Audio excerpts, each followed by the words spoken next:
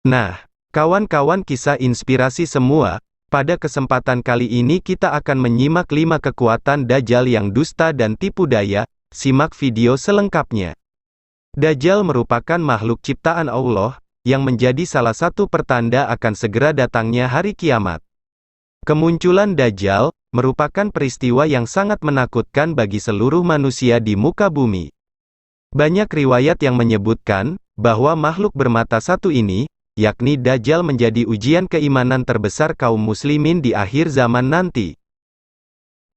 Dajjal akan mengaku dirinya sebagai Tuhan, dan senantiasa memperdaya manusia dengan fitnah-fitnah yang menjerumuskan, serta mengikis keimanan seseorang kepada Allah. Allah memberikan kekuatan Dajjal, untuk melakukan hal-hal menakjubkan, agar bisa menyesatkan umat manusia. Berikut kekuatan Dajjal yang diberikan oleh Allah. 1. Bisa mengelilingi dunia dalam sekejap. Setelah keluar dari persembunyiannya, Dajjal akan langsung melancarkan aksinya untuk menebar fitnah di muka bumi. Makhluk yang akan menyebabkan kehancuran itu, akan mendatangi semua manusia untuk menjadi pengikutnya. Artinya, semua penjuru negeri akan didatangi kecuali 2 kota yang tidak bisa ia masuki, yakni Mekah dan Madinah.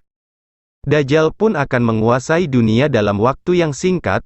Ia akan bergerak cepat melintasi setiap penjuru negeri layaknya hembusan angin. 2. Dapat menghidupkan orang mati. Salah satu kemampuan yang bisa dilakukan oleh Dajjal, adalah membunuh manusia dan dapat menghidupkannya kembali. Hal ini dilakukan agar manusia percaya, bahwa ia adalah Tuhan, sebagaimana yang sudah dijelaskan oleh Rasulullah dalam sebuah hadis riwayat Muslim.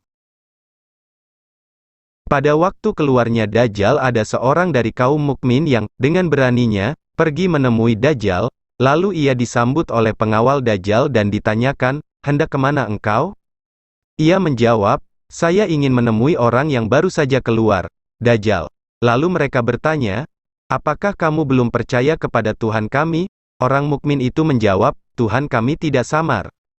Maka berkatalah pengawal Dajjal, bunuhlah dia. Tapi sebagian pengalaman mereka mengatakan, jangan, Tuhan kami melarang membunuh seseorang melainkan dengan perintahnya. Maka dibawalah mukmin tersebut menghadap pada Dajjal.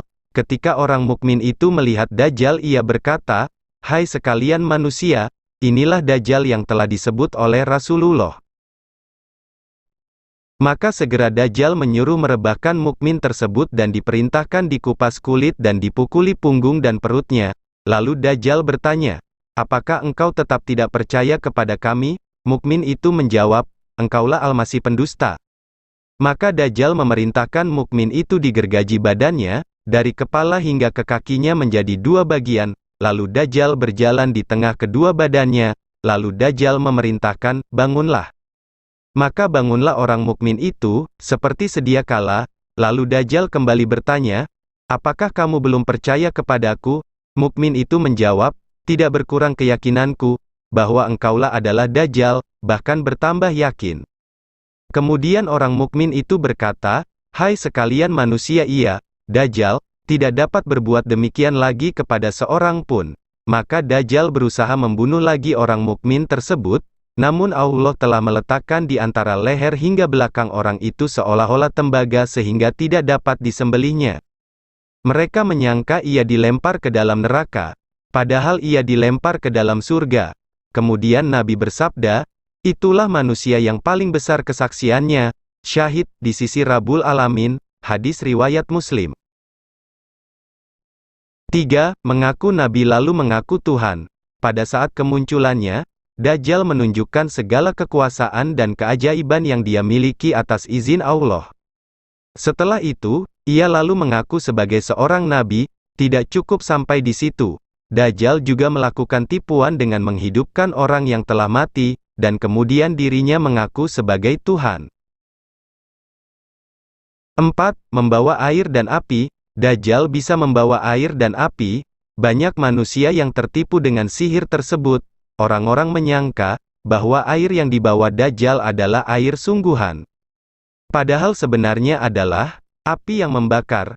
Hal ini sudah dijelaskan dalam sebuah hadis.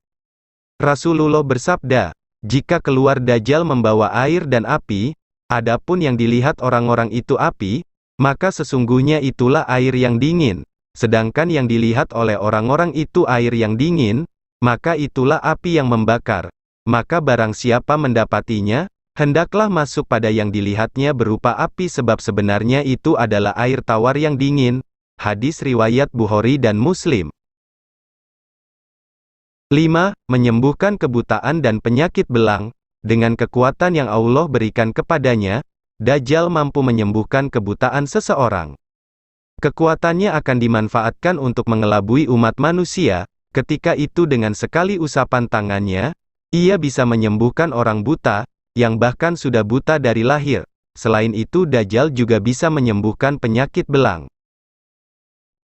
Nah, kawan-kawan semua, beginilah kekuatan Dajjal, hingga banyak sekali yang terpedaya olehnya, maka mari kita tambahkan ketaatan kita kepada Allah. Kiranya Allah dapat melindungi kita dari fitnah Dajjal itu. Maka kawan-kawan semua jangan lupa subscribe channel ini dan tekan loncengnya, supaya mudah mendapatkan kisah inspirasi lainnya, agar kita bertambahnya ilmu. Admin pamit dulu, sampai jumpa kembali.